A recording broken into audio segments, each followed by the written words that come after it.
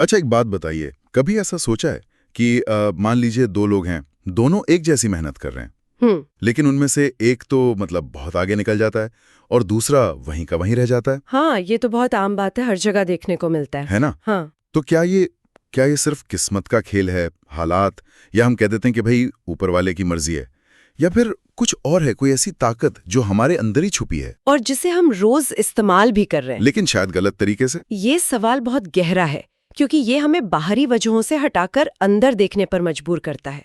हम अक्सर अपनी नाकामयाबी का ठीकरा किस्मत या हालात पर फोड़ देते हैं। बिल्कुल।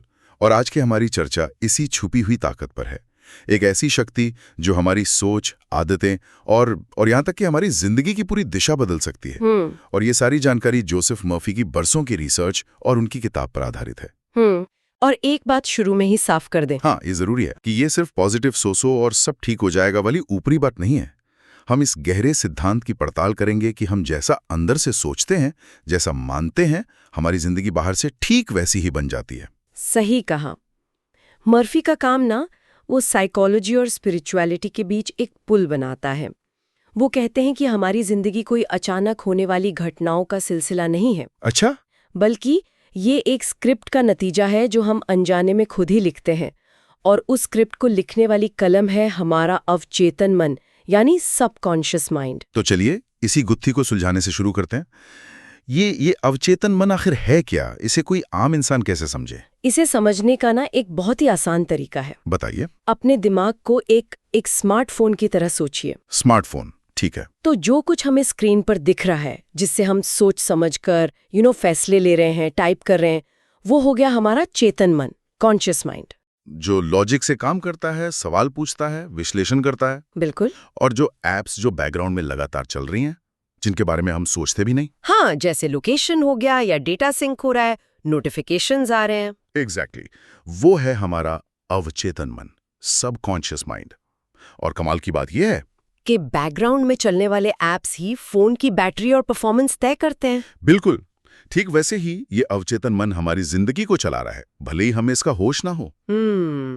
और इस अवचेतन मन की 3 खास बातें हैं जो सब कुछ तय करती हैं। पहली, ये तर्क नहीं करता, ये सही गलत अच्छे बुरे में फर्क नहीं कर सकता। ओके। दूसरी, जो बात इसे बार बार कही जाए, दिखाई जाए या महसूस कराई जाए, ये उसे सच मान लेता है, चाहे वो हकीकत हो या ना हो। हाँ। और तीसरी, ये 24/7 काम करता है, यहां तक कि जब हम सो रहे होते हैं तब भी। लेकिन अगर ये सच है तो इसका मतलब तो ये हुआ कि हमारी जो विल पावर है या चेतन मन से लिए गए फैसले हैं, वो असल में बहुत कमजोर हैं। क्या हम सब अपने अंदरूनी ऑटो पायलट के गुलाम हैं?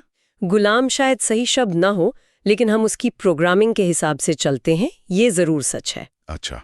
जब कोई इंसान बार बार खुद से कहता है मुझसे नहीं होगा, मेरी किस्मत खराब है या पैसे तो मेरे पास टिकते ही नहीं, तो उसका चेतन मन शायद इसे सिर्फ एक निराशाजनक विचार माने।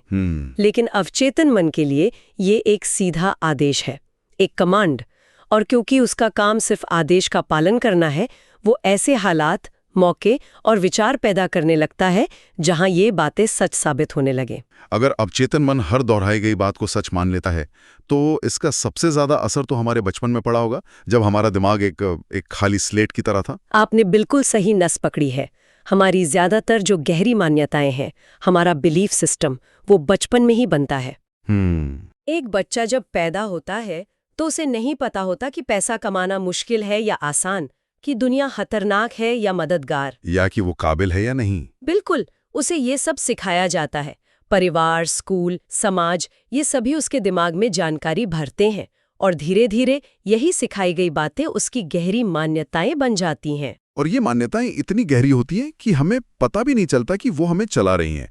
जैसे अगर किसी ने बचपन से सुना हो कि बिजनेस में बहुत रिस्क होता है, नौकरी ही सबसे सेफ है, तो बड़ा होकर वो शायद कभी अपना काम शुरू करने की हिम्मत ही न जुटा पाए। हाँ, उसका दिमाग हमेशा नौकरी में ही सुरक्षा खोजेगा, भले ही वो वहाँ खुश न हो। यहाँ एक और बहुत आम उदाहरण है।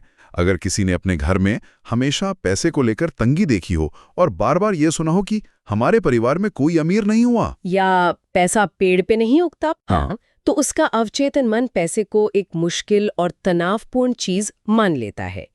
फिर वो चाहे कितनी भी मेहनत कर ले, उसका दिमाग अनजाने में ही ऐसे फैसले लेगा जो उसे पैसे से दूर रखेंगे। मतलब वो शायद अच्छे अवसरों को नजरअंदाज कर देगा या पैसा आते ही उसे खर्च करने का कोई बहाना ढूंढ लेगा। एग्जैक्टली, क्योंकि अंदर कहीं वो मानता है कि पैसा मेरे पास नहीं टिक सकता। तो समस्या बाहर की दुनिया में या हमारी मेहनत में नहीं है, बल्कि हमारे अंदर की उस गहरी प्रोग्रामिंग में है जो हमारी सीमाएं बन गई हैं। पर यह काम कैसे करता है? मतलब एक विचार हकीकत में कैसे बदल जाता है? यहाँ मर्फी एक बहुत सुंदर एनालॉजी का इस्तेमाल करते हैं, उपजाऊ जमीन की। उपजाऊ जमीन? हाँ, वो कहते हैं कि हमारा अवचेतन मन एक बहुत उपजाऊ जमीन की तरह है, और इस जमीन को कोई फर्क नहीं पड़ता कि आप उसमें कौन सा बीज डाल रहे हैं। अच्छा। आप उसमें गुलाब का बीज डालेंगे तो गुलाब उगेगा, और अगर किसी जहरीले पौधे का बीज डालेंगे तो वो भी उग जाएगा। मतलब ये जमीन अच्छे और बुरे बीज में कोई भेदभाव नहीं करती। लेकिन ये थोड़ा अजीब नहीं है? हमारा दिमाग हमारे भले के लिए काम क्यों नहीं करता? ये जहरीले बीज को उगने ही क्यों देता है? क्योंकि उसका काम फैसला करना नहीं, बल्कि उगाना है। फैसला करने का काम चेतन मन का है। हमारे विचार, हमारी बातें, हमारी भावनाएं, ये सब बीज है। अगर आप डर, शक और नाकामी का बीज डालेंगे तो आपकी जिंदगी में वही उगेगा। और अगर आप विश्वास, हिम्मत और सफलता का बीज डालेंगे तो जिंदगी का बगीचा वैसे ही फलों से भर जाएगा। बिल्कुल, ये एक न्यूट्रल शक्ति है, जैसे बिजली। आप बिजली से घर रोशन भी कर सकते हैं और किसी को करंट भी लगा सकते हैं। बिजली को फर्क नहीं पड़ता। इसको एक और उदाहरण से समझ सकते हैं। जैसे अगर किसी को रोज कहा जाए तुम बेकार हो, तुमसे कुछ नहीं होगा, तो कुछ समय बाद वो इंसान खुद पर शक करने लगेगा। हाँ, उसकी काबिलियत कम नहीं हुई, लेकिन उसके दिमाग ने उस बात को सच मान लिया। उसी तरह अगर कोई इंसान मुश्किल हालात में भी खुद से रोज कहे मैं सीख रहा हूं या मैं हर दिन बेहतर बन रहा हूं, तो उसका दिमाग उसी दिशा में काम करने लगता है। वो समाधान ढूंढने लगता है, रास्ते बनाने लगता है। और यहीं से शब्दों और हमारी सेल्फ टॉक की ताकत सामने आती है। ये एक बहुत जरूरी बात है। दिन भर में कोई इंसान सबसे ज्यादा किससे बात करता है? किसी दोस्त से? परिवार से? नहीं, वो सबसे ज्यादा खुद से बात करता है। हाँ, हमारे मन में जो लगातार एक आवाज चलती रहती है। वही आवाज, वही सेल्फ टॉक हमारे अवचेतन मन के लिए सबसे बड़ा प्रोग्रामिंग टूल है। मुझे याद है, मैं कॉलेज में हमेशा कहती थी मैं पब्लिक स्पीकिंग में बहुत खराब हूँ। अच्छा। और नतीजा ये होता था कि हर प्रेजेंटेशन से पहले मेरा गला सूख जाता था, हाथ कांपने लगते थे और मैं सच में सब कुछ भूल जाती थी। मैंने अनजाने में ही खुद को फेल होने के लिए प्रोग्राम कर लिया था। यह है गलत सेल्फ टॉक, जैसे मैं हमेशा लेट हो जाता हूँ या मेरी तो किस्मत ही खराब है। बिल्कुल, और सही सेल्फ टॉक इसका ठीक उल्टा है। मैं धीरे धीरे सही रास्ते पर हूँ, हर दिन मैं बेहतर निर्णय ले रहा हूँ, या मुश्किलें आती हैं पर मैं उनसे निपटने में सक्षम हूँ। ये सिर्फ पॉजिटिव बातें नहीं है, ये दिमाग को एक नई दिशा देना है, एक नया आदेश। इससे एक बहुत बड़ी सीख मिलती है, किसी की जुबान उसकी जिंदगी लिखती है। और यहाँ एक और दिलचस्प पहलू है जिसे अक्सर लोग नजरअंदाज कर देते हैं। वो क्या है? नींद और अवचेतन मन का गहरा कनेक्शन। हाँ, ये वाकई बहुत दिलचस्प है। नींद में ऐसा क्या खास होता है? देखिए, जब हम सोने वाले होते हैं तो हमारा चेतन मन जो तर्क करता है, जो सवाल उठाता है, वो थक चुका होता है। वो एक तरह से सो जाता है। लेकिन हमारा अवचेतन मन उस समय भी पूरी तरह सक्रिय होता है, और उस समय वो सबसे ज्यादा ग्रहणशील अवस्था में होता है। कोई फिल्टर नहीं होता। मतलब सोने से ठीक पहले के विचार सबसे ज्यादा शक्तिशाली होते हैं। सबसे ज्यादा। ये सुनने में तो थोड़ा डरावना लगता है। मतलब हम सोते हुए भी अपने सबसे बुरे दुश्मन बन सकते हैं अगर हम दिन भर की चिंताएं और नेगेटिव खबरें लेकर बिस्तर पर जाएं। बिल्कुल, वो सारी नेगेटिविटी बिना किसी फिल्टर के सीधे हमारे सिस्टम में चली जाती है। ये उपजाऊ जमीन में रात के अंधेरे में जहरीले बीज बोने जैसा है, जो सुबह तक जड़ें पकड़ लेते हैं। तो इसकी प्रैक्टिकल सलाह क्या होगी? सलाह ये है कि सोने से पहले जानबूझकर अपने दिमाग को सकारात्मक आदेश दें। खुद से कहें सब कुछ मेरे पक्ष में काम कर रहा है, या मेरा दिमाग रात भर में मेरी इस समस्या का समाधान ढूंढ रहा है। और जब इसे आदत बना लिया जाता है तो सुबह उठने पर अक्सर एक नई ऊर्जा महसूस होती है, एक नई स्पष्टता महसूस होती है। तो हमने शब्दों की ताकत समझी, लेकिन एक और चीज है जो शब्दों से भी ज्यादा शक्तिशाली मानी जाती है, और वो है तस्वीरें या भावनाएं। हाँ, कहा जाता है कि हमारा अवचेतन मन शब्दों से ज्यादा महसूस करने की भाषा समझता है। ये बिल्कुल सच है। इसे विजुअलाइजेशन कहते हैं। दिमाग ना हकीकत और बहुत गहरी भावनात्मक कल्पना में फर्क नहीं कर पाता। अच्छा। सिर्फ ये सोचना कि काश मेरे पास एक अच्छी नौकरी हो जाए, ये दिमाग को कंफ्यूज करता है। ये एक अधूरी इच्छा है।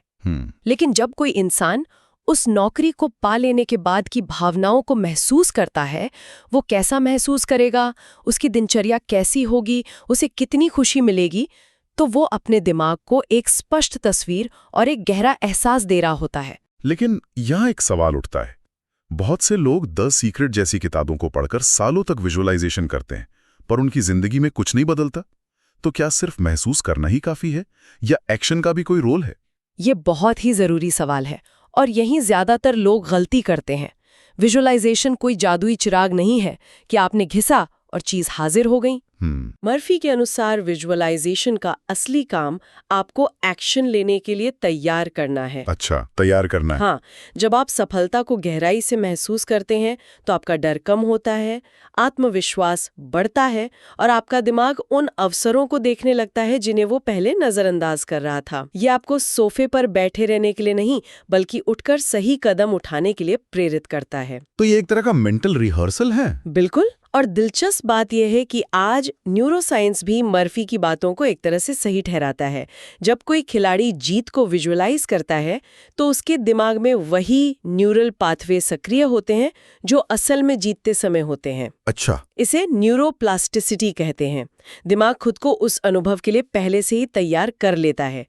सिद्धांत वही है, पहले दिमाग जीतता है, फिर शरीर मैदान पर उस जीत को हकीकत में बदलता है। ठीक है, ये सब सिद्धांतों में तो बहुत शक्तिशाली लगता है, लेकिन असल जिंदगी में जहाँ बिल भरने हैं, सेहत की चिंता है, वहाँ कोई इसे रोज कैसे लागू करे? चलिए 3 प्रमुख क्षेत्रों की बात करते हैं: पैसा, सेहत और आत्मविश्वास। जरूर। पहला, पैसा। जैसा हमने बात की, हमारे समाज में पैसे को लेकर बहुत सारी गलत मान्यताएं हैं, जैसे पैसा सब बुराइयों की जड़ है। हाँ, ये बहुत सुना है। अगर किसी के मन में ये मान्यता है तो वो अनजाने में पैसे को खुद से दूर रखेगा। उसे इस प्रोग्रामिंग को बदलना होगा। उसे खुद को बार बार ये याद दिलाना होगा कि पैसा मेरी जिंदगी में अच्छे कामों के लिए आता है, या पैसे से मैं अपनी और दूसरों की मदद कर सकता हूँ। बिल्कुल। इस नए विश्वास को रोज दोहराने और महसूस करने से पुरानी प्रोग्रामिंग धीरे धीरे बदलने लगती है। और सेहत के बारे में क्या? आजकल तनाव और चिंता से जुड़ी बीमारियां बहुत आम हैं। सेहत के लिए भी यही सिद्धांत काम करता है। डर, चिंता और तनाव हमारे शरीर की बीमारियों से लड़ने की क्षमता को कमजोर करते हैं। जब कोई लगातार अपनी बीमारी के बारे में सोचता है तो वो अपने शरीर को बीमार रहने का ही संकेत दे रहा होता है। तो इसके बजाय क्या करना चाहिए? इसके बजाय रोज खुद से कहें और महसूस करें, मेरा शरीर एक अद्भुत मशीन है और ये खुद को ठीक करना जानता है। हर कोशिका स्वस्थ हो रही है।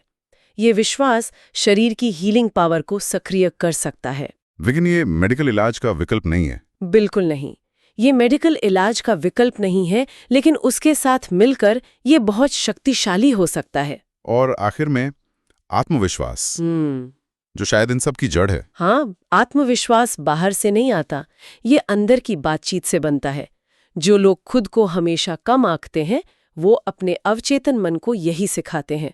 तो इसके लिए क्या किया जा सकता है? इसके लिए एक छोटा सा संकल्प रोज लिया जा सकता है। मैं हर दिन खुद पर भरोसा करना सीख रहा हूँ, या मैं काबिल हूँ। शुरुआत में ये झूठ लग सकता है, चेतन मन शायद हंसेगा भी। हाँ, बिल्कुल हंसेगा। लेकिन जैसा हमने कहा, अवचेतन मन तर्क नहीं करता, वो दोहराव को सच मान लेता है। कुछ हफ्तों के बाद आप खुद अपने चलने, बात करने के तरीके में एक फर्क महसूस करेंगे। ये सारी बातें हमें एक अंतिम लेकिन बहुत शक्तिशाली कॉन्सेप्ट की ओर ले जाती हैं: विश्वास और डर। हाँ, विश्वास यानी फेथ और डर यानी फेयर। ये एक ही सिक्के के 2 पहलू हैं। एक ही सिक्के के 2 पहलू? कैसे? दोनों में एक समानता है। दोनों ही ऐसी चीज पर यकीन करते हैं जिसका कोई ठोस सबूत मौजूद नहीं है। ये तो सही बात है। डर इस बात का यकीन है कि कुछ बुरा होगा, और विश्वास इस बात का यकीन है कि कुछ अच्छा होगा। मतलब डर भविष्य में होने वाली एक बुरी घटना की कल्पना करके उसे आज महसूस करना है। हाँ। और विश्वास भविष्य में होने वाली एक अच्छी घटना की कल्पना करके उसे आज महसूस करना है। शक्ति एक ही है, बस हमने उसे नाम अलग अलग दे दिए। बिल्कुल। एक नाम हमें आगे बढ़ाता है, दूसरा हमें पीछे खींचता है, और चुनाव पूरी तरह से हमारा है। आप डर का बीज बोएंगे तो डर उगेगा, विश्वास का बीज बोएंगे तो विश्वास हकीकत बनेगा। तो आज की इस पूरी चर्चा से जो 5 सबसे महत्वपूर्ण सीखें निकल कर आती हैं, उन्हें एक बार दोहराते हैं। जरूर। पहली, आपकी अंदरूनी सोच ही आपकी बाहरी जिंदगी का नक्शा बनाती है। दूसरी, आपका अवचेतन मन एक आज्ञाकारी सेवक की तरह है जो हर उस आदेश को सच मान लेता है जिसे बार बार दोहराया जाता है। तीसरी, आपके शब्द और आपकी भावनाएं, ये वो बीज हैं जिनसे आपकी जिंदगी का बगीचा बनता है, इसलिए इन्हें बहुत सावधानी से चुनें। और चौथी, विजुअलाइजेशन सिर्फ ख्याली पुलाव नहीं, बल्कि दिमाग को एक्शन के लिए तैयार करने का एक न्यूरोसाइंटिफिक तरीका है। और पांचवी और सबसे जरूरी सीख, बदलाव हमेशा अंदर से शुरू होता है, बाहर से नहीं। हालात बदलने का इंतजार करने के बजाय अपनी अंदरूनी प्रोग्रामिंग को बदलना ज्यादा कारगर है। अंत में बस यही कहा जा सकता है कि जिंदगी कोई सजा या संयोग नहीं है, ये एक प्रोग्राम है, और सबसे अच्छी बात यह है कि इस प्रोग्राम का रिमोट कंट्रोल हमारे अपने हाथ में है। बिल्कुल, हम जब चाहें अपनी सोच और मान्यताओं को अपडेट करके अपनी प्रोग्रामिंग बदल सकते हैं। और ये एक बहुत शक्तिशाली विचार है। अगर आज से कोई अपनी सोच पर ध्यान देना शुरू करे, अपने शब्दों को बदलें और खुद पर भरोसा करना शुरू करे, तो आने वाले कुछ ही महीनों में वो इंसान पूरी तरह बदल सकता है। ये ज्ञान सिर्फ सुनने के लिए नहीं, बल्कि अपनाने के लिए है, क्योंकि सबसे बड़ी शक्ति बाहर किसी चमत्कार में नहीं, हमारे अंदर ही मौजूद है। तो जाते जाते सभी के लिए एक विचार छोड़कर जाते हैं। अगर जिंदगी सच में एक प्रोग्राम है और इसका रिमोट कंट्रोल हमारे ही हाथ में है, तो आज वो पहला कौन सा बटन है जिसे दबाने की सबसे ज्यादा जरूरत है?